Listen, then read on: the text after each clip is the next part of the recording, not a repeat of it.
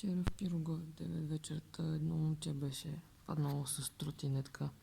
Не знам, 16-17 годишно и беше си ударил главата ужасно лошо.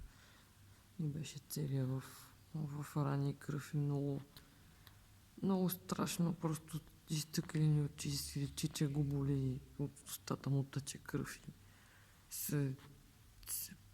живота не може да повярва, че може да приключи толкова млад. И малко оставяме туха ти тук на сигурно място.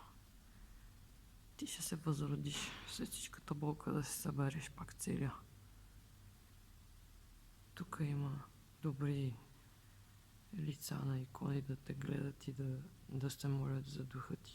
Защото сега страх, край на живота, само това имаше в очите му, ама ще се възвърнеш, ще се възродиш и ще се събере отново като цяло. Всичко, което е било разбито от това падане ужасно.